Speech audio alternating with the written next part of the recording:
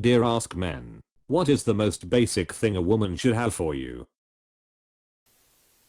Communication. Thank God that when this thread opened, the first comment wasn't boobs. Haha.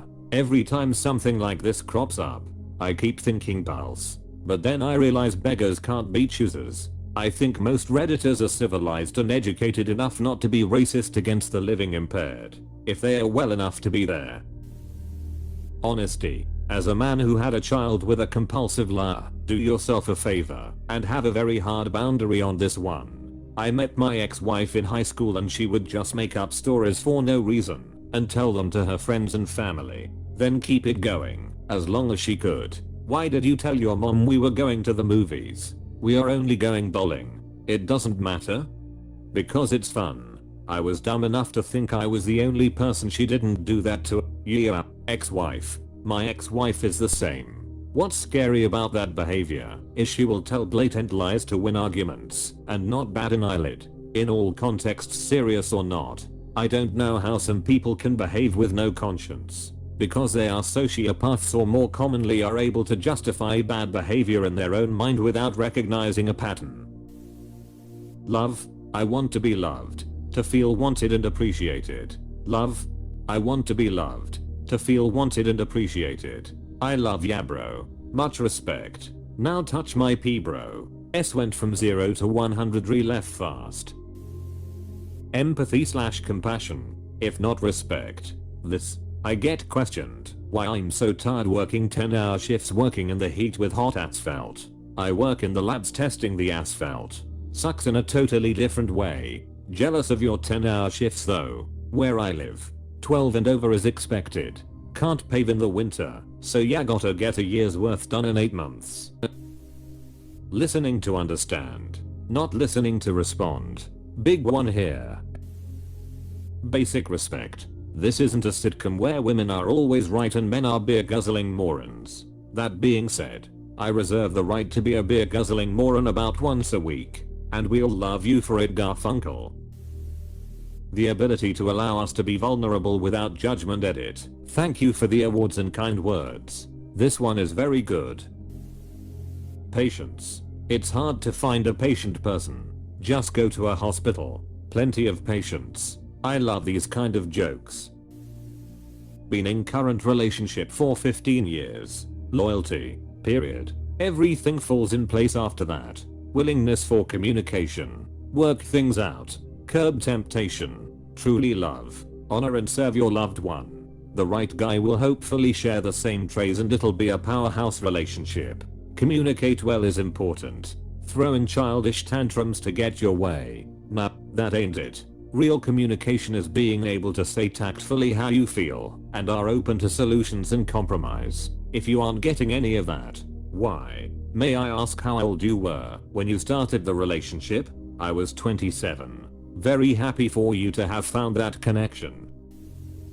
An opinion about what she wants for dinner. Now that's just asking for way too much from us. To be fair, I'd like that too. Respect. This is it, man. Woman, unicorn.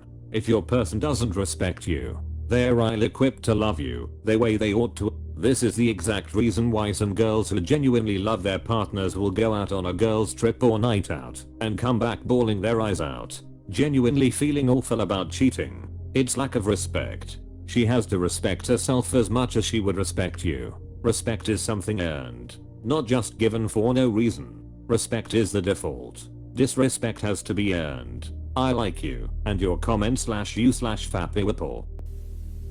Respect/respeto percent 100. Totally /tottament. Exactly /exactament. Absolutely /absolutement. Of course /cleroxy. 1. Compliments about something we value, not a shirt, shoes, pants. Something we've put effort into developing. 2. Something that complements our lives, that you can bring to relationship, that we do not have as a single man. 1. As a woman I can say many of us seem to think giving compliments should be a one-way street too. And way too many think their bodies are all they need to bring to a relationship. It's really sad emo. 1. /TTO ad. Typically guys don't give each other compliments for whatever reason. So, When a guy receives a compliment, especially from a woman, about something he's put energy into, ability, talent, something he values, etc., he remembers it. 2. Their bodies are fine and all. Fact is every woman has a body. What guys need are the perfect piece to the puzzle that we don't have already. Loyalty. So surprised to see it this low. TBH, it's the first on the list for many guys. Respect and honesty. You can only choose one, pal. Welp. I choose respect. Aretha Franklin.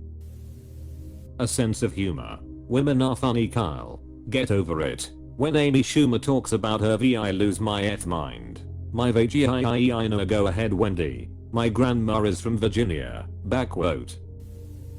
Interest. I like the respect answer, but if she isn't interested then it's not really much other than being civilized humans to each other. If she's interested, asked question, follows the conversation turn, we are off to a good start.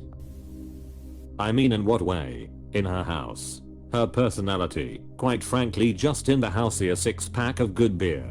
Her just listening without looking for ulterior motives. If you ask me what I'm thinking about and say nothing, I really mean nothing. I work in a consulting firm and I have to think for 30+ people a day. After the kid is asleep and I'm sitting quietly, I'm simply trying to think about nothing, because silence after a long day working and living life is nice. Silence is golden. After putting out fires all day, there is nothing better than thinking about nothing. To be mindful enough to give me space when I need it. It's not that I don't enjoy your company. It's just sometimes I just want to be alone for a bit. Sometimes that does more for a relationship than constant chatter trying to force something out of me ever would. My main struggle is I want to be alone most of the time. This goes for anyone, not just with my partner. I feel you. I used to suffer from major social anxiety and had a really tough time when I went out. It took loads of people telling me that they liked talking to me, for what reason I may never know, for me to finally gain the confidence I needed to start reducing the feeling of needing to withdraw myself. All I can say is be as nice to people as you can. We all seek validation in our lives to some sort of extent, and often that's the very thing that will help drive us to be more confident. Make us feel wanted and back scratches. Freaking love back scratches. Actual interest, FRL. Honesty. A hug. That's an interesting PFP. There's no reason foreplay and romance can't be two-way streets. You might even show some dudes their value by allowing them to experience it.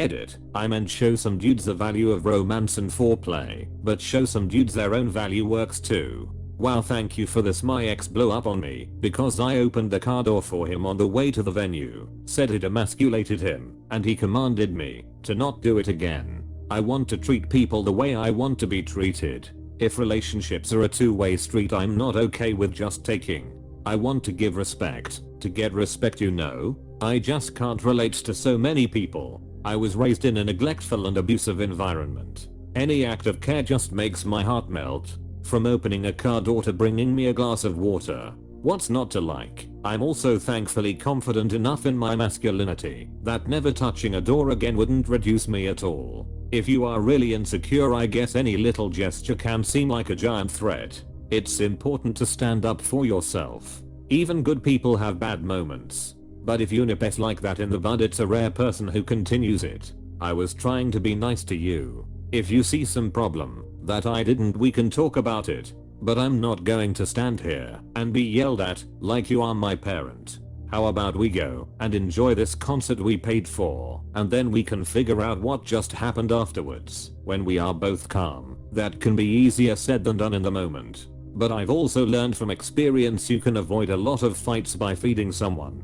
Look, I'm hungry and I'm not gonna fight about this until we eat. Can you wait 20 minutes to yell at me? If you can get a partner who will agree to those terms, you can solve almost any problem. I did used to have a temper that came on fast and strong, but at least I recognized it and would remove myself from the situation. I can remember maybe a half dozen times where I decided to walk on the opposite side of the street as my girlfriend until we got to where we were going / home. So maybe I can relate to your ex. Sorry for the wall of text. I hope you are in a happy healthy relationship now.